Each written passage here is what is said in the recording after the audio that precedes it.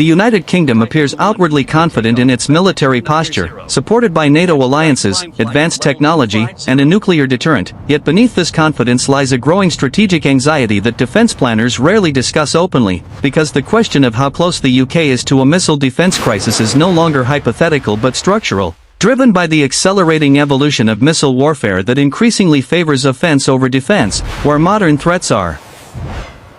faster, cheaper, more numerous, and more coordinated than the systems designed to stop them, and this crisis is not defined by a single catastrophic failure but by the gradual widening gap between what Britain can intercept and what a determined adversary could realistically launch, as potential opponents now field layered strike doctrines combining long-range cruise missiles, submarine-launched weapons that compress warning times to minutes, hypersonic glide vehicles capable of maneuvering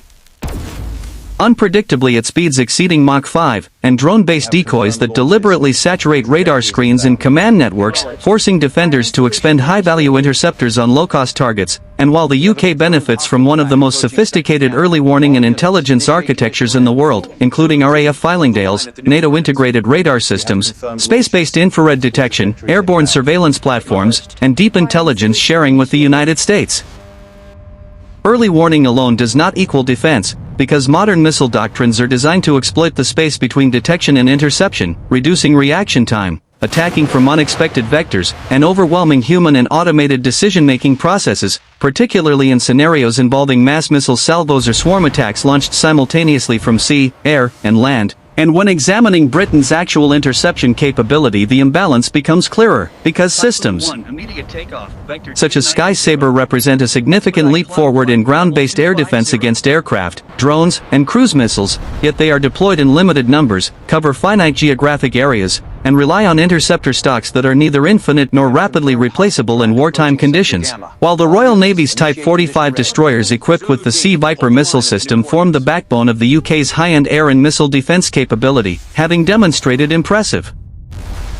performance against complex, high-speed targets in testing and operational deployments, but with only 6 ships in service they cannot provide continuous, nationwide coverage, and even these advanced platforms face fundamental constraints in sustained high-intensity conflict, including interceptor depletion, maintenance demands, crew fatigue, and the reality that adversaries design missile salvos specifically to exceed defensive capacity rather than challenge it symmetrically. And although the RAF adds an important defensive layer through Rapid Reaction Typhoon and F-35 aircraft capable of intercepting some cruise missile and airborne threats, fighter aircraft are largely irrelevant against ballistic and hypersonic weapons that travel at extreme speeds and altitudes, meaning that air power enhances resilience but does not resolve the core problem of saturation, and this leads to the uncomfortable mathematical reality at the heart of missile defense, which is that interception is a numbers game the defender rarely wins, because offensive missiles are becoming cheaper and easier to produce while defensive interceptors remain expensive, technologically complex, and limited in quantity, creating an economic asymmetry that favors attackers willing to trade volume for penetration. And while NATO integration significantly strengthens the UK's defensive posture by extending sensor coverage, providing shared intelligence, and potentially contributing additional interception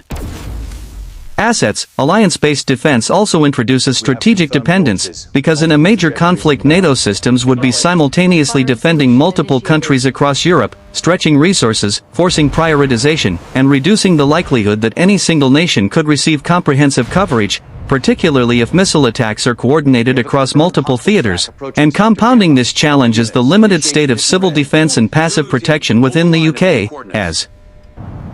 decades of post-Cold War assumptions have left Britain without large-scale shelters, mass warning infrastructure, or evacuation planning capable of protecting civilian populations from missile attack, meaning that missile defense failure would translate directly into civilian, economic, and political damage, rather than being absorbed through layered societal resilience. And although the UK is actively investing in future technologies such as directed energy laser weapons intended to reduce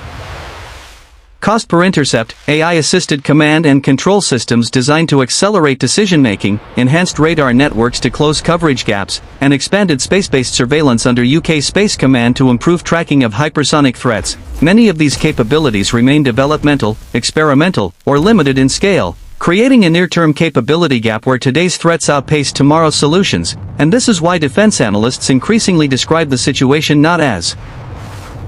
an imminent collapse but as a creeping missile defense crisis, where Britain retains credible defensive capabilities yet lacks the depth, redundancy, and scale required to confidently withstand sustained, high-intensity missile attacks, particularly those designed around swarm and saturation tactics. And the strategic consequence of this imbalance is that UK defense policy relies ever more heavily on deterrence rather than interception, signaling to potential adversaries that while Britain may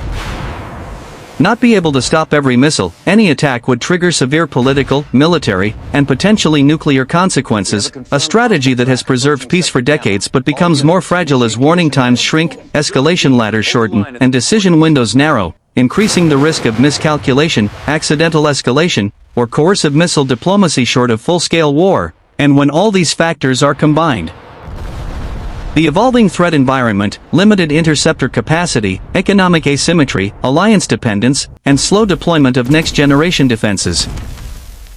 The answer to how close the UK is to a missile defense crisis becomes unsettlingly clear, because the crisis is not a future event but a present condition managed through deterrence, prioritization, and risk acceptance, meaning Britain is not defenseless, but neither is it fully defended, existing in a strategic gray zone where missile defense is sufficient to complicate an adversary's plans and reduce damage, but insufficient to guarantee protection against determined, modern attack, and in